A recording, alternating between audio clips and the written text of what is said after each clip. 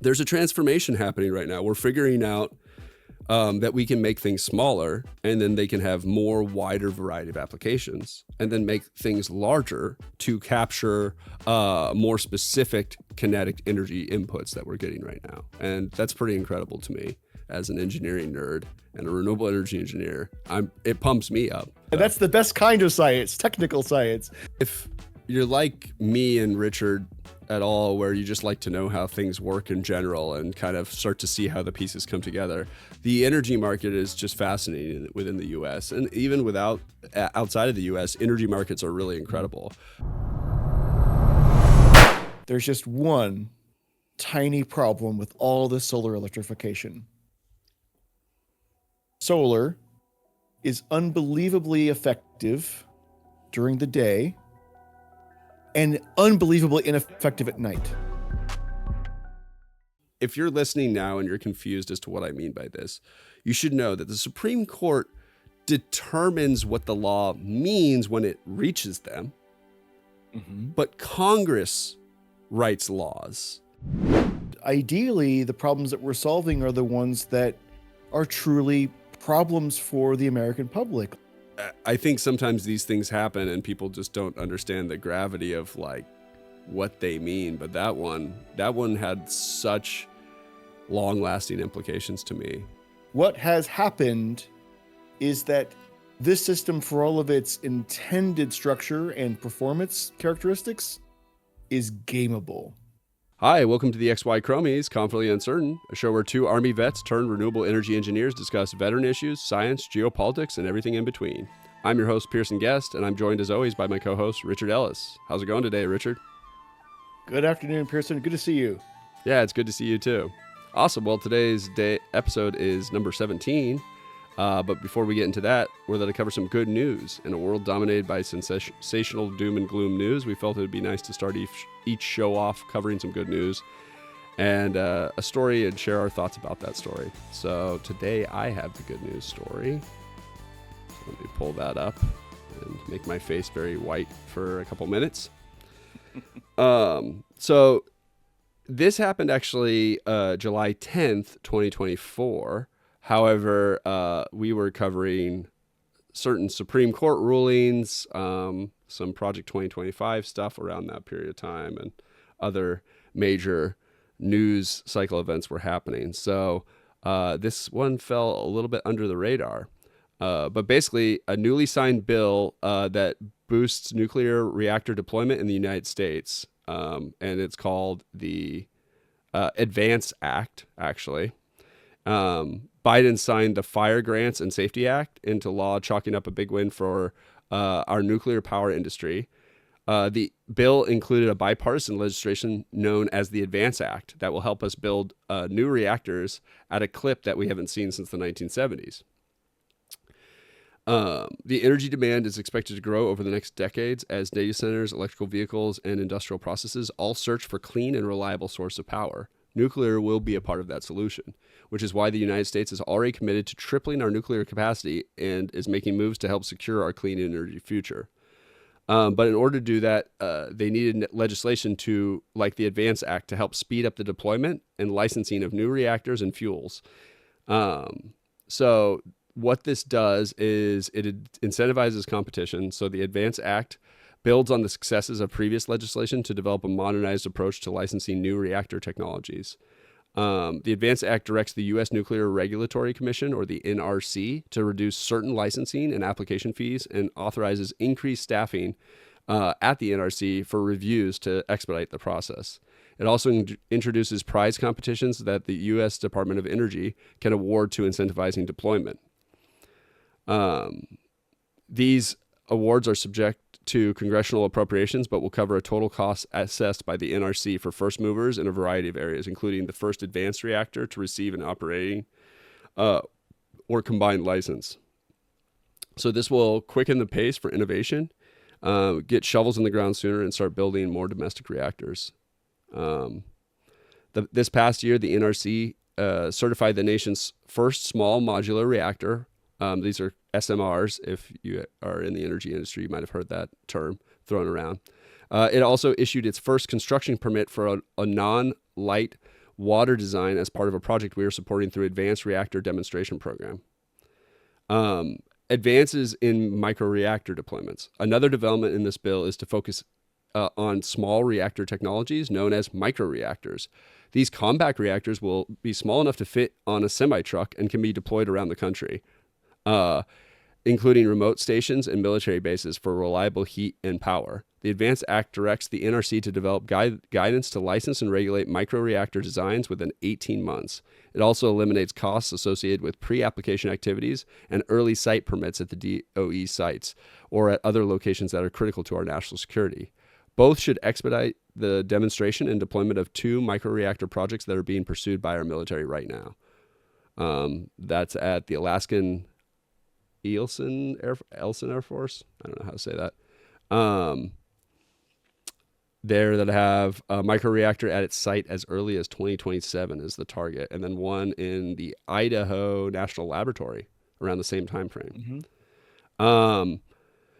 Couple more things on this, and then I'll shut up and let you react to it. This is also for repowering coal sites with nuclear. So the Advanced Act also enables the cleanup and reuse of brownfield sites, including retired or retiring coal plants. Our analysis shows that hundreds of these coal sites could be converted into nuclear power plants to help keep high-paying jobs and economic opportunities in the energy communities. The NRC will examine and streamline licensing processing for nuclear facilities at these sites and will also take into account the associated infrastructure as part of the process. The NRC is currently reviewing TerraPower's construction permit application to build its natrium reactor near a retiring coal plant in Kemmerer, Wyoming. So, and then the final 2 are fueling the future. Many of these new reactors designed will also require high assay low enriched uranium, known as HALEU, which is not yet commercially available in the United States. The Biden-Harris administration has taken several steps to strengthen our domestic nuclear fuel supply chain and grow our domestic capabilities to produce low-enriched uranium, including HALEU. The Advanced Act bill builds on the work in Congress' recent ban on Russian uranium imports by also prohibiting certain fuel products made in China. This move further strengthens our domestic nuclear fuel supply chain as we work to open up an adequate fuel supply for the United States and its allies. The DOE recently made some money available, $2.7 billion, to purchase low-enriched uranium from domestic sources to build capacity here in the United States. Overall, this is yet another wave of momentum that the United States continues to ride the advanced nuclear power under President Biden's Investing in America agenda. So the Advanced Act, along with historic investments and tax incentives provided by the bipartisan infrastructure bill and the Inflation Reduction Act, have truly re-energized our domestic nuclear power sector and repositioned us as the global leader on technology we first developed. So that is the news. You know, I thought about, once you finished, doing a little swooning at the idea that we would be expanding nuclear energy in the 21st century after, what has it been, 30, 50, 35 years? Yeah. Well, the 35-year part is the part where we lived in total terror of mid-century nuclear plants being an environmental catastrophe. Sure. But really, instead of doing the swooning, what I'd like to say instead is, it turns out, now that we have, 70 years of atomic experience as a species, we have begun to see that the original way that we understood how to deal with the waste problem, with nuclear waste, was primitive. So we've figured out new ways to deal with that. There's re-enrichment. There's all kinds of different ways to recycle the waste, so it's no longer a waste stream. It's actually a product stream. Yep. We have figured out ways to build reactors such that they are far more resilient to seismic activity, which the mid-century reactors were very susceptible to. And Fukushima was a great example of a reactor that was terribly vulnerable to seismic activity as well as flooding. Yeah. And the the early reactor designs were such that they really operated on kind of a, I guess the way to put it is, in engineering there are these things called dead man switches that you can build into systems, so that if every human being is taken up by the rapture all of a sudden, if the system gets into trouble, it shuts itself down. It doesn't need people there to pull levers. And so there's like these new ways of thinking about system design that weren't available to engineers in the 1950s and 60s that we now have. So it turns out that all of that rancor about the terrible problem of where do we put all this nuclear waste hasn't gone away totally like in just a poof of pink mist, but it's been addressed. And the problem of reactors breaking and then releasing atomic material or nuclear material into the air and water, that's also been addressed. Now, the worst possible thing that we can do to generate electricity is to use coal from an environmental perspective, Yeah. from a health and safety perspective. And the last piece there that you said that I think maybe everybody heard, but maybe didn't quite see the relevance of, is that every time we shut down a coal plant, well, deindustrializing a plant is no small enterprise. It's actually as involved as building the plant to begin with. So coal plants are big industrial installations.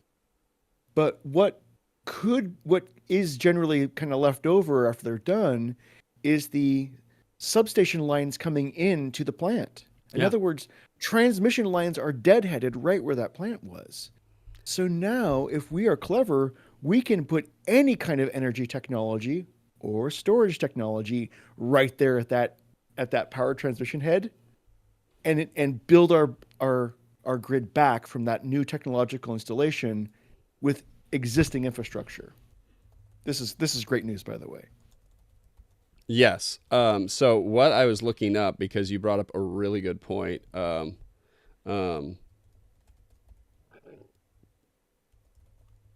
is that extra infrastructure that exists for these coal plants that have been decommissioned and stuff. And you know, I don't know if anybody knew this, and we've probably talked about this at some point, but substations are incredibly expensive and take years and years to build. Yeah, and the amount of work that goes into that infrastructure, the distribution transmission lines, those are the cheap parts actually, right? Especially since they're probably overhead at this point. But that substation itself, with the capacitor banks, the inductor banks, all of that stuff, it's billions of dollars in infrastructure, billions of dollars. I think recently one of my colleagues who graduated from our school, he had been working on a company that had been getting a substation commissioned in Eastern Oregon. And he was talking, they were at the 7 or 9 year mark, and they were finally breaking ground. And it was a huge achievement. But the amount of money that was going to go into the entire process was, I think, $1.9 billion over 9 years to get the whole thing set up. And this was to support, I think, a 250 megawatt solar farm out there. And there were some other ones that were going into, I think Amazon was working one in Eastern Oregon and some other ones in Eastern Oregon. Big, huge solar farms out there. So they needed, Pacific Power had to put a substation out there. It might have been, I think it was Pacific. Anyways, so he was talking about that process just being so involved and so much time and so much effort, so much red tape, so much bureaucracy to go into it because we need to make this system safe. So the ability for us to transport in small modular reactors and just plug them in to that infrastructure it could really transform our grid in a way that we haven't thought about before. Another thing I wanted to note before I release the change to you as well is, graphene or carbon-14, which is radioactive graphite, which is what we have been storing nuclear waste in. There's a variety of methods, but I believe graphene graphite has been one of the prime methods for absorbing nuclear waste. And it starts off as carbon-13, I believe, and then once it's irradiated, it becomes carbon-14. And it has like a 28,000 year shelf life or something like that. Well, they're figuring out how to turn carbon, of course, into diamonds, another form of carbon, and then use the difference in charge between the two isotopes of carbon to create batteries with that nuclear waste. That seems to be something that's been bouncing around the news for over 10 years now. And it is an idea that is on the periphery where I'm always like, that sounds nice, we'll see. And it keeps popping up. So, like I'll say, we'll see as far as that goes. So,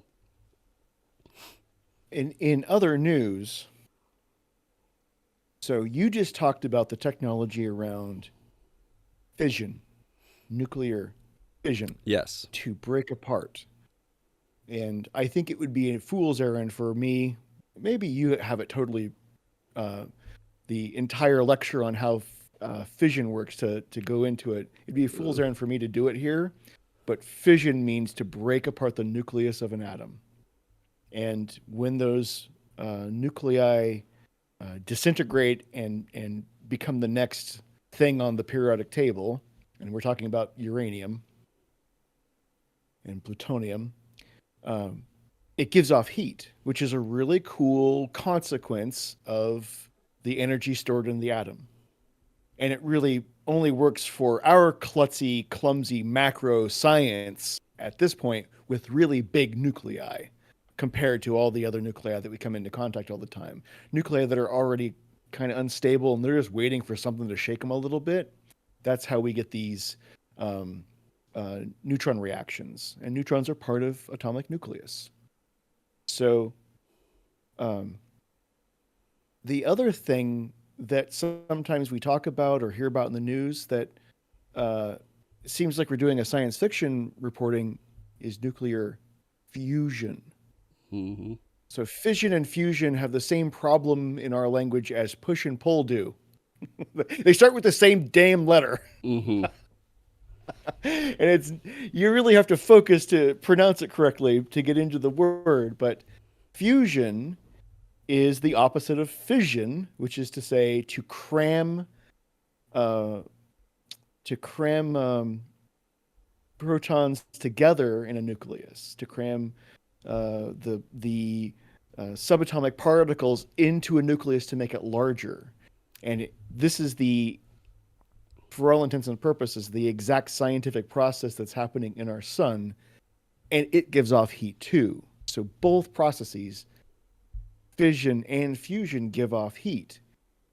But like I said, for our macro scientific abilities, to cause an atom to fissile turns out to be easier to do than it is to crush nuclei together and build helium atoms from hydrogen atoms.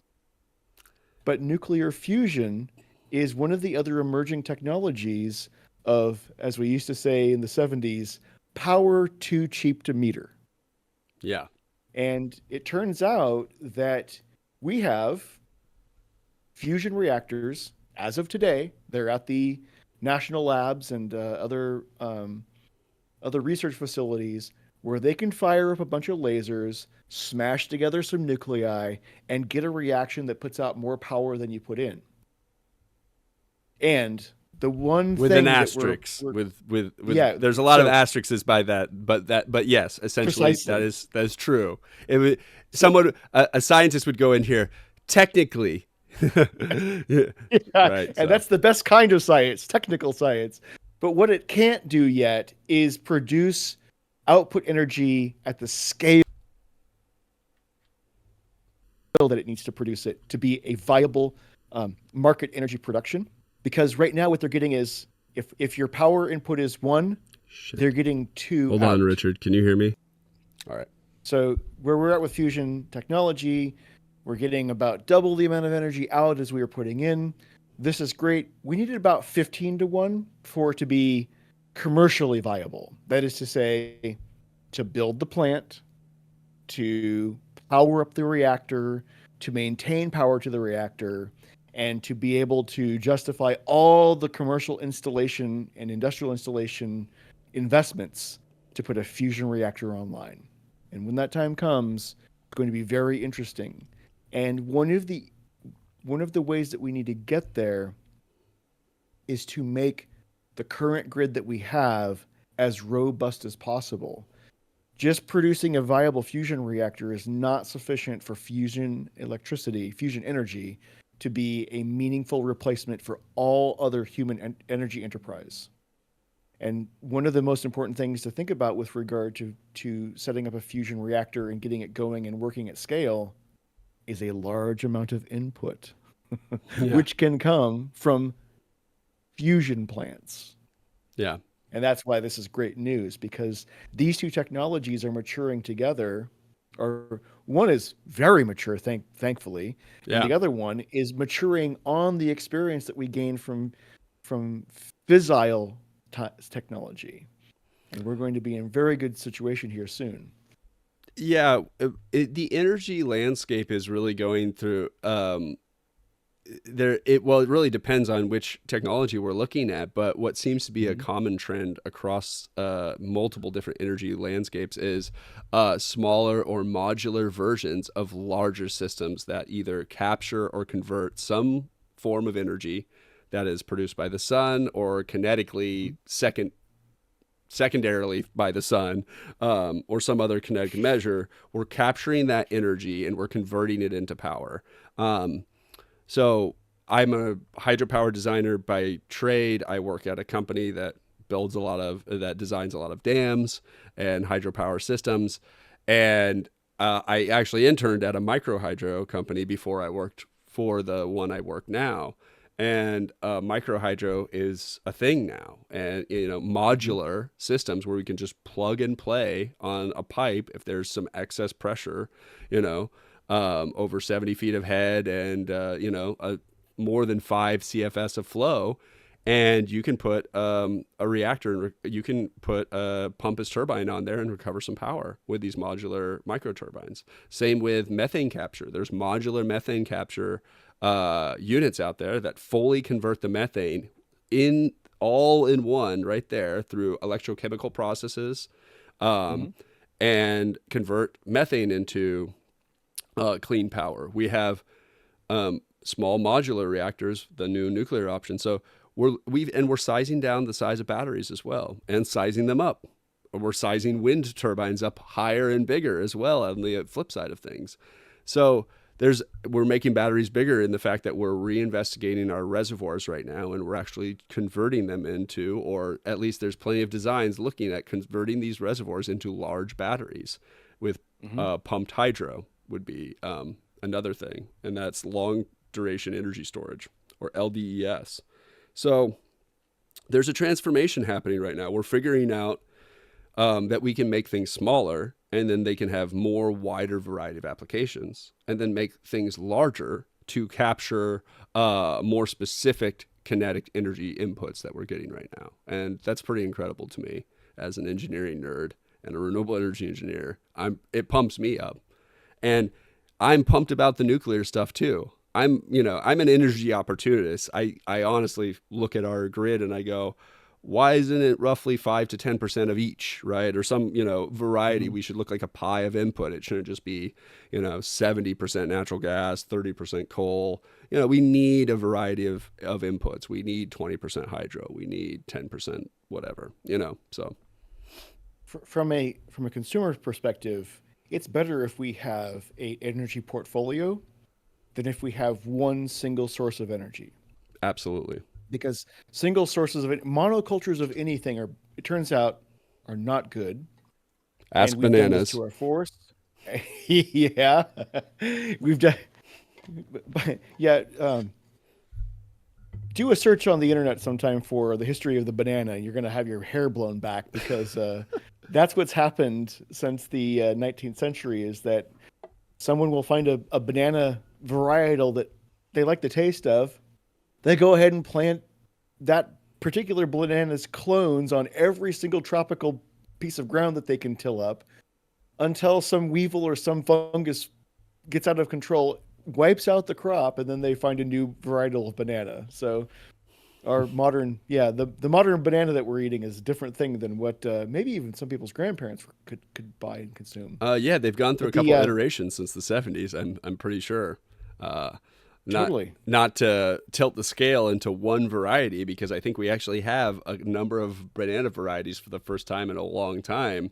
At least down here in California, I'm a fan of the Chiquitos, and they are delicious. But I don't know if I'm just like all of a sudden everyone the supply demand is going to all go to Chiquitas, and then we'll have the same problem that you just discussed.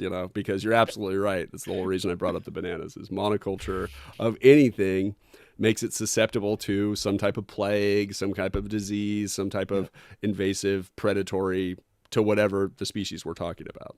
So and then the ecology of a monoculture is also impoverished for the thing that you want to grow as a monoculture. I say lilting up in speech because the Pacific Northwest is plagued by, cursed by, and guilty of becoming a major monoculture for the Douglas fir as the most preferred type of macro plant to grow in the region because of its commercial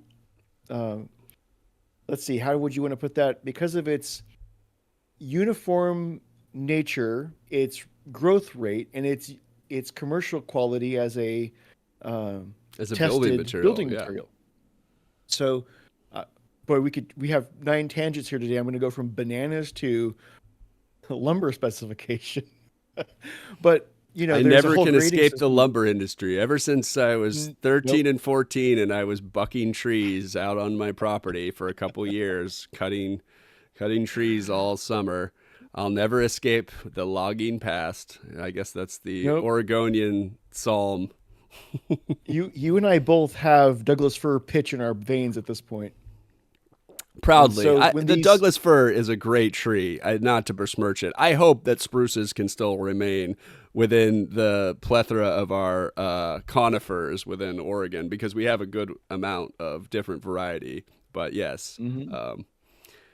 It's yes, favored by the construction industry because we've done so much testing on the Douglas fir for its reaction to stresses. This is part of the engineering of um, uh, all materials, but natural materials specifically. And um, well, when you pick one tree out of the probably several dozen that could grow in any one forest, wipe out the forest, remove all of the trees, and then replant it back with just one varietal of tree, and one varietal that has literally been cloned. It's not just, it's not like you took a seed from every single tree you chopped down and then replanted it. No, it's one. We're we're kind of setting ourselves up for this problem in the Pacific Northwest. It just hasn't come to pass yet. yeah. But all it takes is one environmental change that doesn't favor one clone of a Douglas fir, and we're going to be uh, wishing we hadn't made this mistake. So with energy, we call it an energy portfolio, and that's where you have a coal plant, a gas-fired plant, a methane plant, a hydro plant, a solar plant, right? I could just list all these different plants. Yeah.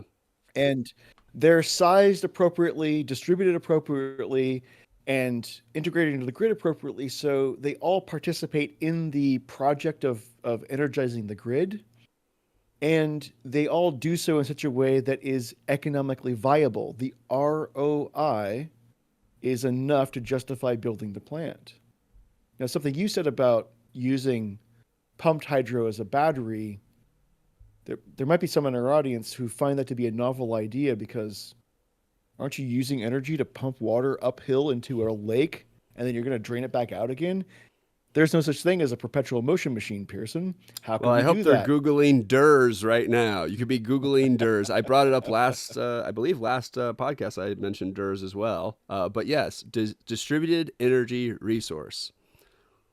So, one of the most important things to electrical grids, except for generation and transmission, those are the power lines, is loads. It turns out electrical load is so fundamentally important to generation and transmission, that you might as well not have the first two if you don't have the load. that doesn't make any sense. Electrical load is unbelievably important, if for no other reason than if you just do an equation. You need Supply inputs in demand. equals inputs out. Yeah. But And so it's the electrical, same as supply demand, but for energy. You need to have the load is yeah, the demand. You can't just produce a yes, bunch of some object. If no one wants to buy it, you're just wasting the exactly. energy. There's nowhere for it to go. It's waste. So, yeah. You can put a resistor for a load and just make a bunch of heat, but that's useless. That's a waste of everything. So, in our in our effort to electrify the country with solar panels, we've actually been pretty effective, and people can look around now and actually see pretty sizable solar farms. They're in places that are near where we're on the highways and so forth. This is great. There's just one tiny problem with all this solar electrification. Solar is unbelievably effective during the day and unbelievably ineffective at night. And so, what do you do if you have solar power during the day? Well, you got to have a load for it. So, everybody should go home, during peak solar and turn on all their kettles and wash machines and dryers and make a load, right? Well, that's not going to happen. We're all at work during the day. So, it turns out that during the day, solar energy peaks opposite of residential demand. It's a problem. It's a huge problem. But all we have to do is just put some type of load there, right? Like it could be anything. It could be Hmm. industry. It could be grid storage. That'd be nice. We could put some type of battery technology there. Yeah. Could be a dynamo it spins up. Could be chillers. Like that's useful. Have a chiller Um, there. they are using it to power mines, shafts, and called gravity batteries. So all of those There you go. empty coal mines, you can actually look at this. You use solar power to lift uh, this weight up these large Mm-hmm. shafts, and then you can Mm-hmm. have that released to power some kind of crank or some turbine. Yep. When you need it, kind of like a instantaneous flywheel. But yeah, all of these things are temporary batteries that you can power with solar. And that is what pumped hydro can be. If you have on the same grid a solar plant and a pumped hydro plant, you can do this really terrific thing balancing the grid by pumping water into that reservoir all throughout the solar day where you have excess solar energy that there just isn't a demand for. And And then when everybody gets home, turns on Doctor Who, turns on their tea kettle, and starts washing a load of laundry, they go ahead and open up that floodgate, send power back into the grid because now we have a great big residential load at home. It's shout great. out to all of So our UK listeners as well, to those two references, Tea Kettle and Doctor Who. Yeah. So I am drinking tea right now. there, by the way, the angry all of the angry letters from the UK can be addressed to Pearson. I was about to say, I Because don't watch Doctor Who, but I drink tea, so don't come after me. Or I haven't really seen Doctor Who. that's Seems great. actually an antiquated reference from me because it used that was that was an example that we used to use to talk about the variation in electrical load and as it pertained to human behavior throughout the day. Because residential load would suddenly increase during the specific time in the afternoon, early evening Yeah. in At in four the o'clock in the UK UK for the tea kettle. because a specific TV show would come on and it was co-located with a tea time, not the tea time, Yeah, but a tea time. And also people might be doing other domestic chores at the same time as well. of And so course. you would see and so the energy producers had to figure out how to balance electric load throughout the day that had one usage case and then all of a sudden accommodate this spike in usage that was happening around this one domestic activity that involved a television program and tea time. But pumped Yes. hydro is this brilliant way to balance the grid, and it's just one of the many clever ways that we've invented just by adding solar. We actually had to invent other loads that we could benefit from later on when the sun was down. Yeah, these are kind of it's funny how this has worked. These ebbs and flows of needing loads to fill the energy and the energy to power the loads and the balance of Mhm. supply demand within our energy profile.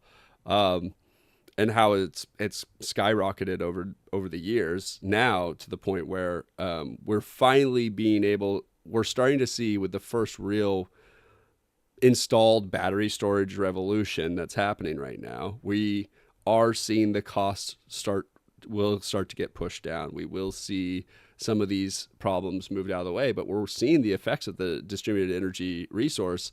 So you might be seeing these ads more and more where California is 100% powered that day by solar or wind. And people might be saying, well, why don't we use wind to pick up the solar at night or whatever? Turns out, and I'm not a meteorologist, but you do learn these things, that solar and wind kind of coincide with each other a lot of times. A lot of times we'll still see wind along the times where your sun is also available, or dusk and morning times in the peak as the sun is showing up. But really the wind is not necessarily reliable through the night, just like the sun is definitely not reliable through the night. So and I would have naively thought the same thing before I got into renewable energy. Why don't we just use wind during the night to make up for the solar, But really, and that's why pump storage comes in to fill this, just like any other battery. The idea that water usage is going to go up during residential period. So the reservoirs will be emptied at night anyways. Another cool thing about this is solar might still be new, and it's definitely a maturing technology. I would say we're definitely in the phase 2 to phase 3 iteration of solar, where we're starting to see, especially with polycrystalline versus monocrystalline solar panels. And then, they're discovering that vertical solar might be the best. And we've been doing solar wrong already, so we just figured out the angles wrong. We have solar glass now for windows. We're looking at solar concrete. So solar is going through a new iteration of revolution. Batteries is also. But we've figured pumps out for a long time. We've been a hydro company. We've been a hydro country before we were a coal country, before we were an oil and gas country. We know hydro. It's one of the... Yeah. We have tons of rivers and lakes. America is a very blessed country as far as its geography goes. We have all the best attributes a country could want geographically. And rivers and lakes, we have no shortage of these things. And so these pumps, we can pump water with the same pumps during the day up the reservoir. We can, using those same pumps, reverse the pump, allow gravity to push the turbine, and now you're creating power with the same system. I mean, there's a couple of things you need to add to it: the power electronic system that's managing it, the inverter system. There's bypasses we need, but that's all the minutia. That doesn't really matter. At the end of the day, the pump can work both as a pump and as a turbine for years and years and years, which is incredible. And I'd like to reiterate, dams today, we go back, there are needle valves that are in operation that are powering turbines that have installed in 1949, 1946, 1942. They're well into their 80th birthday, and they're working just fine. They look great. They've been well treated, well managed, and well regulated, and well looked after for the most part. And a lot of this stuff is working. It'll work a century, which is pretty incredible. So, yeah, well, that's great news, and we have quite a bit of content that just nestles around the nuclear and fission and fusion conversation. There's just, these things are interrelated in the most curious and conspicuous way sometimes. Yeah, I mean, if you're like me and Richard at all, where you just like to know how things work in general and kind of start to see how the pieces come together, the energy market is just fascinating within the U.S. and even outside of the U.S. Energy markets are really incredible. Looking at the grid in Europe and how modernized it is versus the grid in ours, and how we need to learn from them, or much of our nuclear expertise, we have to get a lot of this from the French now, because no country has been a bigger proponent of installed nuclear besides the French. Don't get me wrong, the Chinese are right behind them. The Chinese are busy doing all the things we're doing right now in the energy market. Oil, they're installing pipelines to Kazakhstan right now and bypassing Russia because they don't want to be on that teat for too long. They're installing some of the biggest wind turbines out there, some of the biggest dam projects out there, and tons of solar. tons of nuclear reactors. They're all in on energy too because they're not Mm-hmm. energy independent like us. So, but yeah, there's plenty of places to look and see really interesting energy markets. New Zealand would be another one if you guys are interested in looking at the capitalist side of an energy market. And Texas would be the most similar thing to the New Zealand market, I would say. Although the New Zealand market is far more regulated uh, than the Texas market. So, sorry, Well, Texas. Texas has a reputation to uphold. Yeah, it's all about that free market. Emphasis on the free. So how you been, man? We've covered a lot of topics that are social in their impact recently. Yeah. I'm really good. Honestly, it was that month was really rough psychologically. I was Mm-hmm. reeling from the Supreme Court decision, I think, up until very recently, and that doesn't mean I'm not still highly concerned about the effects and the implications of the Supreme Court. Um, However, I am heartened to see that the government has started to take a notice, and Joe Mm-hmm. Biden and Kamala Harris and the Democrats, at least, have said, and hopefully some Republicans there that want to maintain democracy are seeing that we need to reform the Supreme Court, and they've put forth a plan. Um, Mm-hmm. which is always a start. Yeah. Putting forth a plan. The president can say he wants to do things, but that doesn't mean much with a Republican-ran House and a very tight Senate, which will probably Mm-hmm. flip. So that psychologically, really, it that did a number on me. I think sometimes these things happen and people just don't understand the gravity of like what they mean. But that one had such long lasting implications to me. Um, and it was still more scary than anything we read in Project 2025 because I thought it was far more, it made Project 2025 actually possible more than anything, really, is that kind of action. Mm-hmm. Um, Project 2025 without the Supreme Court would have actually looked kind of like, I would have looked a lot more fictional to me, to be honest. Like, oh, Yeah. okay, good luck with all of this. But Right. those Supreme Court decisions and Roberts' decision for immunity specifically, him, Mm-hmm. I think people don't understand our government very well still. I don't think they understand our Supreme Court well. I think they think the Supreme Court makes laws.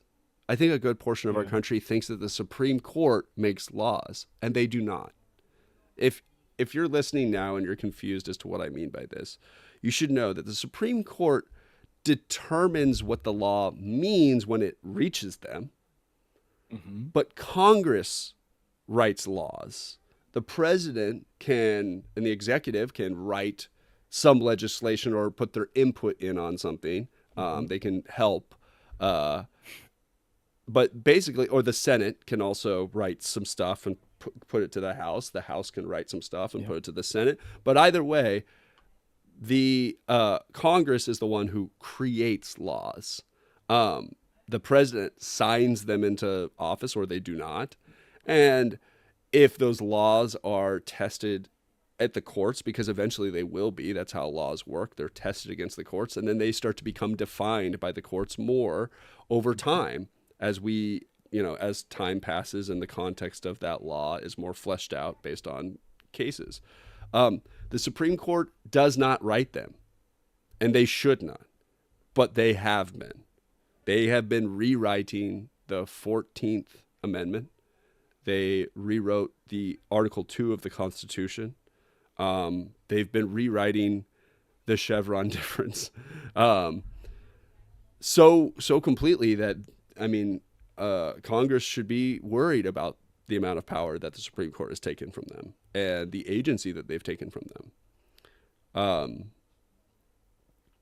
so I guess maybe I'm Well, not still over it. I just want to comment on what you just described as the classical three branches of government. The idea that there are three bodies, they're made up of people, that are going to adhere to a their own tribal structures within those three different governing bodies. And the idea of that three-tiered system is that consensus of those three tiers should ideally get the best outcomes for the public, because the public would have voted for the representatives and Congress people to be in those offices. Hmm. The public would have participated in the election process, selection and election process of the executive branch. And then the judicial branch is selected by the executive branch. So they can seem a little bit in cahoots, but if our first past the poll selection process, I just learned about that recently. I thought I was civically minded. I'd never heard that terminology before.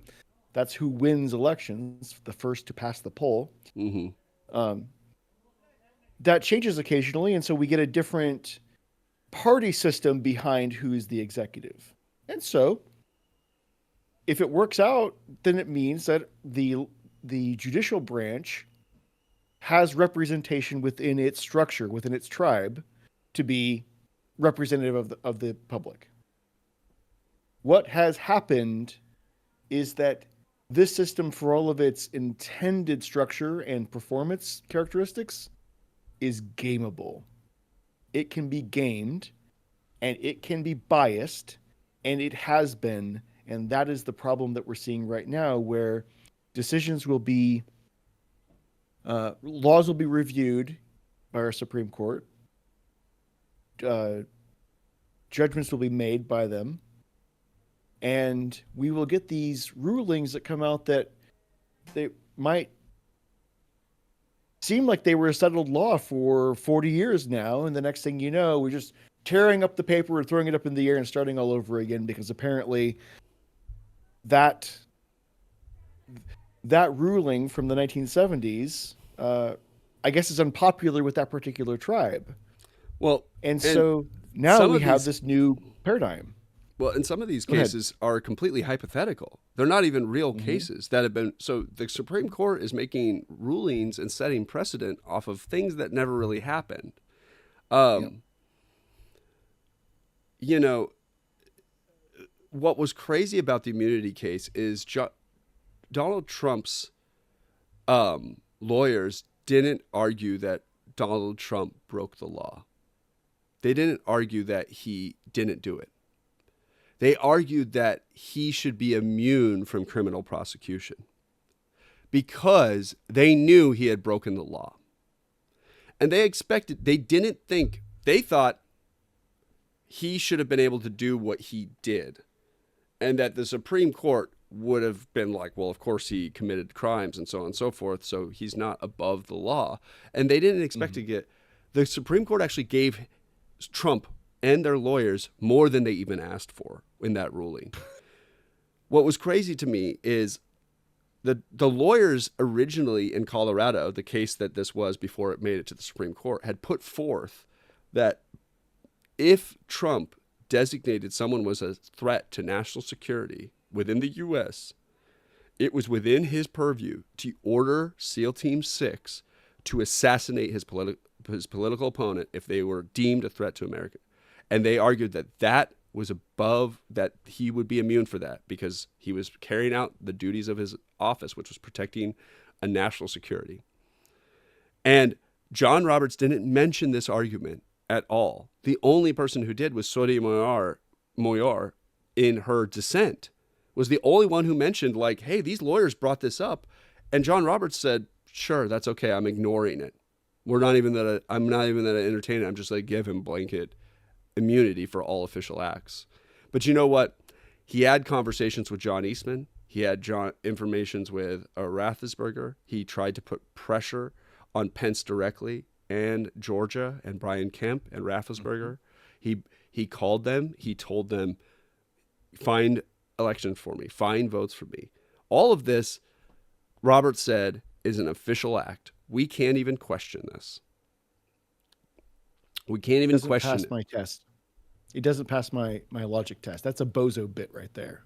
It's that does not pass any tests of um, uh, any critical thinking tests in keeping systems legitimate. Roberts mentions multiple times that we need an energetic and dynamic president who is not chained by the shackles of always considering whether he's committing criminal crimes.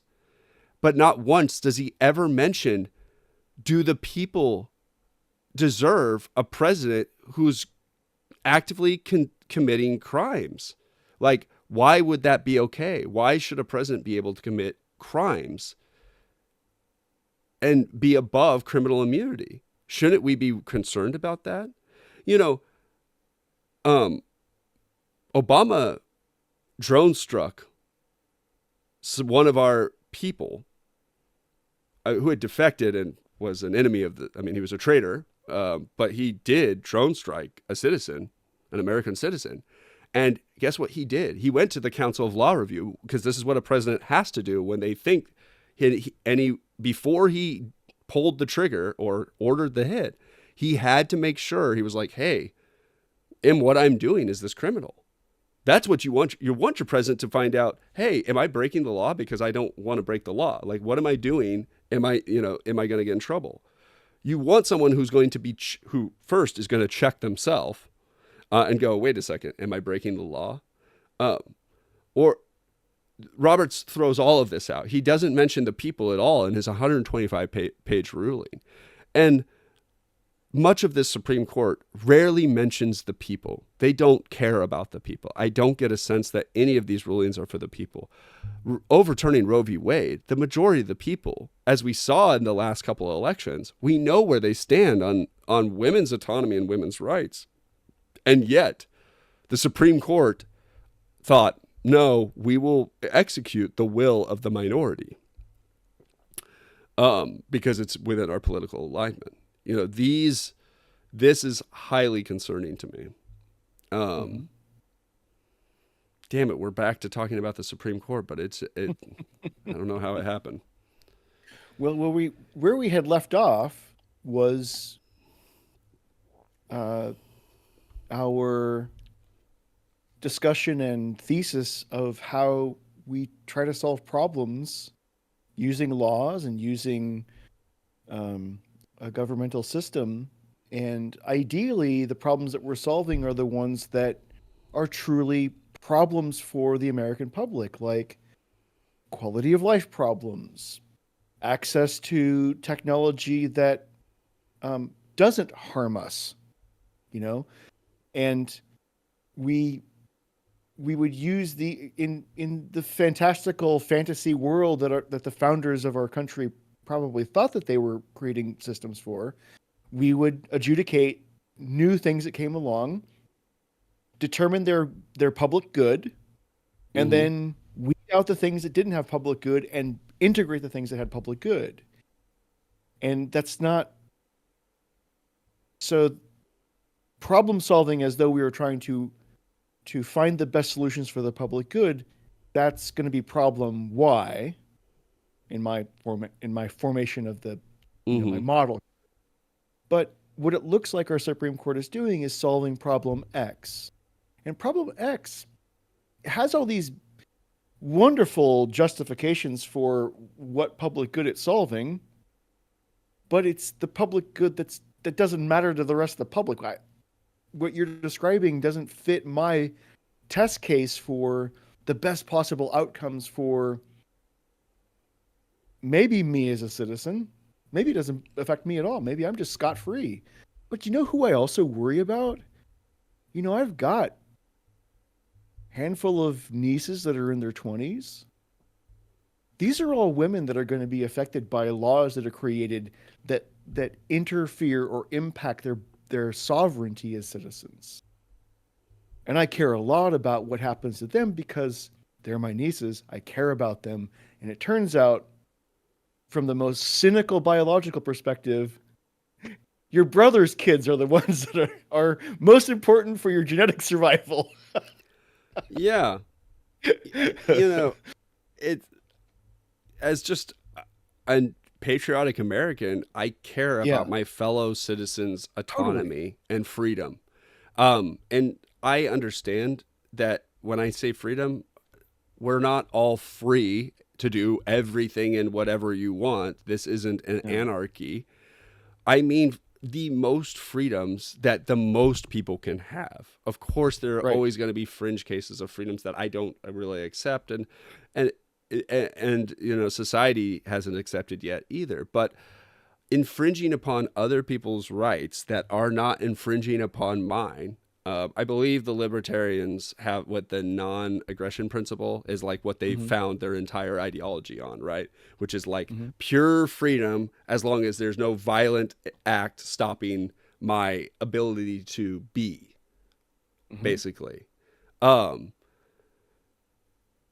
but so that's what this is all about. This is just about creating laws that allow for people to live their life within the American structure to the best of their ability, and to get the most out of this country and to give back to this country as well. That's what this. It's a relationship, um, and the Supreme Court has decided to make decisions for the whole of us that a very little of us have that won. You know, I was thinking when you were talking that these countries, we get to see little experiments at city Hmm. levels, right? Like we get city legislation that's happening, courts are ruling at state levels Hmm. about laws and things like that.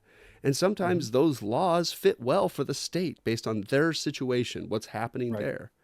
And but you could look at that law and be like, well, that doesn't make sense in Colorado versus what in New York, right? Necessarily. There could be raw banning putting food on the throwing food on the ground because there's rats all over New York and stuff. And you know, Right. you could be in Montana and someone would be like, well, we need to have that. That needs to be a national law. No, it doesn't. There's so many cities like, well, what are you talking about? We don't have that. That's not a problem we're facing. And I just made Yeah. this up. Who knows? You know, there could be rats that show up in Montana. I'm not saying they're not ratless. I'm just using this as an example that these are experiments within small areas. America Hmm. does this. It's what's so great about the sovereignty of states and cities within these Hmm. states. There's these small experiments that we get to see communities play out based on freedoms and what they want for society. And we see whether it works at a city level, at a state level, and then eventually at a country level. If it's an issue that's large enough that most of the country is facing, that's how this stuff typically works. And some of those things always stay specific to the state. There might be flooding laws or issues around how you build in Texas, in Houston, because it's always flooding there during whatever, you Yeah. know, monsoon season. And that might be different than the laws surrounding electrical wires in Chicago, you know, or the Hmm. laws around the lakes and how those are managed. Um, that is the American experiment. The Supreme Court has just broken this down and has started to go, my small amount of laws that a small subsect of people within America want, I'm going to enact these on you. And some of them are for the religious sect with which they act, and some of them are for the elite sect with which the Supreme Court Hmm. acts. And some of them are for Russia or for their own personal Yes. gain. Russians. Yeah. So one of the things that our thesis about solving the wrong problem in the font of possible things we could solve is that when you solve for, the X problem in that XY situation, uh, there's unintended consequences. And one of the ways that unintended consequences form and how they, kind of the result is you get what's called perverse incentives. Mm-hmm. And when there's perverse incentives, you can contemplate this as an economic situation where there's perverse incentives for people to behave in ways that, you know, just manifest more problems for the public good. So sometimes that's related to pollution, and sometimes it's related to safety and so forth. Mm-hmm. Pollution and safety kind of are the same thing at a certain point, but they're thought of differently. And sometimes you can think of perverse incentives from a human behavior standpoint. So, what types of behaviors are we looking for out of the public that serves the public good. And I guess what our greatest experiment, our most flawed national experiment, was the prohibition of alcohol.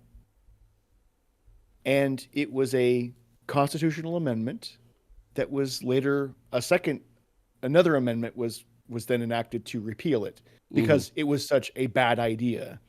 And its consequences are still being felt to this day, because taking a public utility item, an economic utility item, which is distilled alcohol or alcohol of any kind, and then making it illegal, address problem X.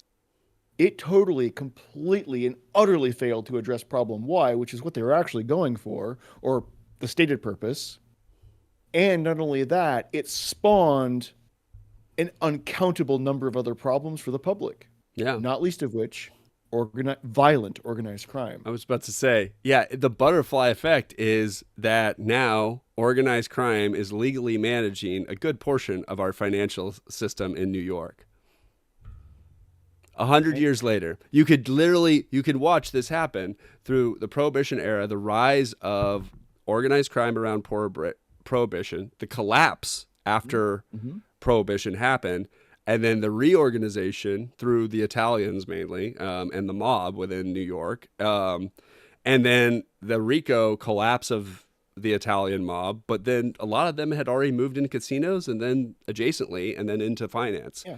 And you can find J.P. Morgan, Jamie Dimon, is essentially been laundering money for organized crime went legit, and they just went into the financial sector. That's essentially what happened. Big money went there. They went to the stock market. They went to Goldman Sachs. They went to the Lehman Brothers. They all went there.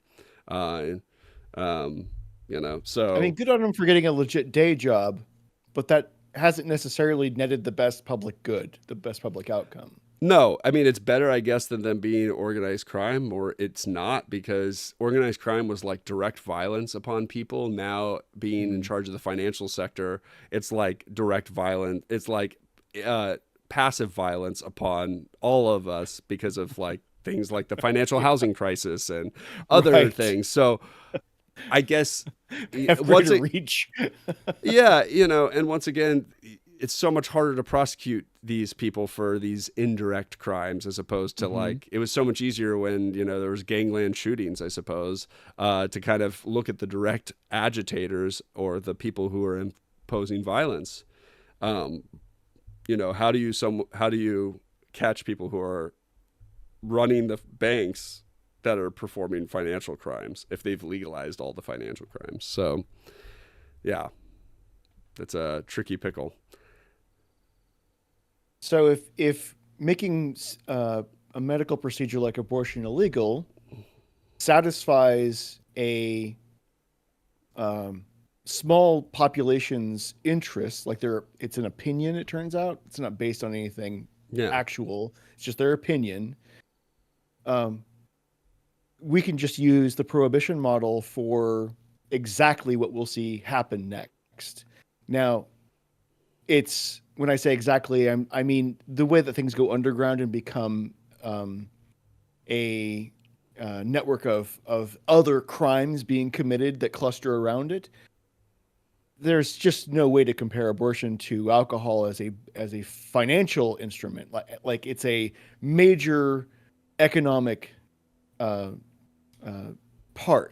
It's a part of our economic system prior to prohibition. Let me actually verify or validate this statement that I'm making, which is it totally changed how our orchards worked. The nation's orchards were the feedstock for most of the alcoholic beverages that were being served, all from fermented to fully distilled alcoholic beverages. America was the feedstock for this. Yeah. And when you change something like what orchards can do, you just totally changed everything about their economic model.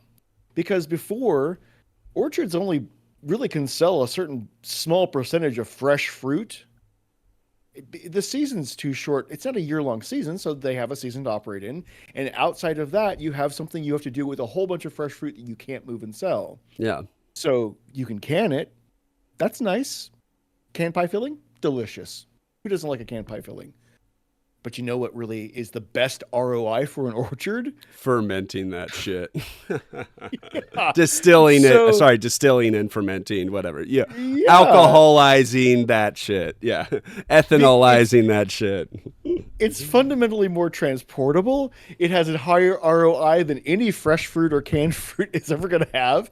So it was a great economic model for orchards. And people get way And so more we addicted to it than they do canned fruit. I just haven't I heard about mean, too many people who are like, I need those canned peaches. You got those canned peaches for me yet, Richard? No, but give me that peach schnapps, baby. Woo. Opens trench coat lined with cans of peaches. Yeah, Here we go. cans of peaches. So, you know, we absolutely can have a conversation about the consequences of alcohol as a public utility or as a public consumer material.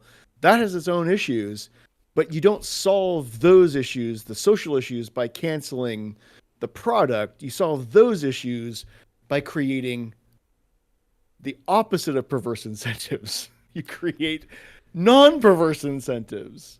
And so with regard to creating laws around a human behavior that is a public good, medical procedures, we haven't even really talked about IVF because neither of us need the service of IVF, in vitro fertilization, IVF, right?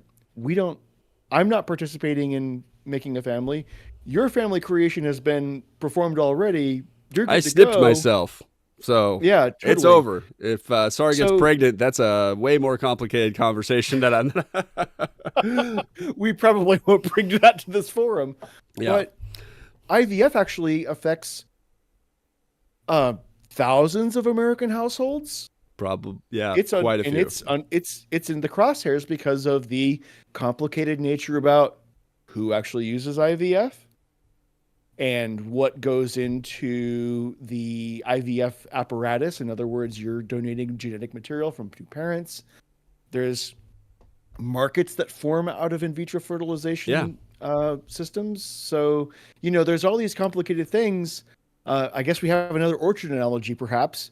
But the problem is that when you make something like this illegal, people will do what they need to do to perform the economic utility that now illegal good presented before. They don't stop. It just goes someplace else. By the way, IVF, and I know very little, is not an easy process. It's an expensive process. No. It's time consuming, and it has varied success on a number, like an innumerable number of variables. So people who are trying to get this done really want to have kids. They want to have a family. They want to contribute to society in that way. And, so if you make it illegal in your state or wherever you do it, they're going to find a way to get it, and so that's one thing. I love this conversation. And I think one of the things so I have this to a little thesis because I see we're past the hour and we need to get better at ending it. I want to set the audience up for kind of where I think what I'd like to talk about, or at least in the next couple episodes dive into soon, is I have a thesis that the Cold War never ended. And that Affirmative. I affirm. it was more like a round of fighting ended. And we did knock Russia down when the USSR collapsed. But we didn't kill them. And when they elected Putin, they got back up. And I think when Putin was reelected, I think the Cold War started back up again between Russia. And I think now it's been expanded to China in the last 10 years. I think Iran is part of it. Maybe probably some other actors, obviously North Korea. You can throw them in the mix there as well. I think we're in a Cold War right now. And when we're talking about the Supreme Court, or we want to talk about our internal problems within America, ignoring the Russia problem is impossible to diagnose why our country is in such disarray politically right now, and why our country is so fractured. And so I thought, and you and I have talked about globalization on the periphery quite a bit, and we've hinted at different historical markers, but I thought it would be really fun to really go into globalization. And we can even talk about, and I was going to leave this up to you, Richard, we can talk about proto-globalization. That would be the 17 and 1800s, or even globalization back to the Sumerian era if you'd want. I don't know how we're going to pick how many iterations we want to go back or what we define the globe as through these different iterations. I'm always a fan of going, maybe globalization's happened a couple times and we can analyze the differences and, maybe the nuance of the word globe and globalization through this. But generally, I'm feeling like we should really go into this. And I'd like to work our way all the way up through now to where we are, because we're going through a period of deglobalization, or we're shrinking the gap on globalization a little bit. This is going to be another one of those periods in the U.S. where we do that, and the world is restructuring. And so I thought this would be a good time to start going into that. And there's probably quite a few episodes in there worth of content that we can go into. What brace yourself, everybody. Brace yourself for the collapse of the Bronze Age, because that is one of those juicy parts of history that is, as historians will say sometimes, history doesn't repeat itself, but the rhyming structure is amazing. It rhymes and rhymes and rhymes. Yeah, history is a wheel, but it's riding over the road of time. So, the wheel hits the same part, but it's a new spot on the wheel of time. Yeah. So great call. And for the good of the order, what say you? We sign off. Yeah, that sounds good. Hey, Richard, we'll talk soon. Can't wait to do it again. All right, bye. Live long and prosper.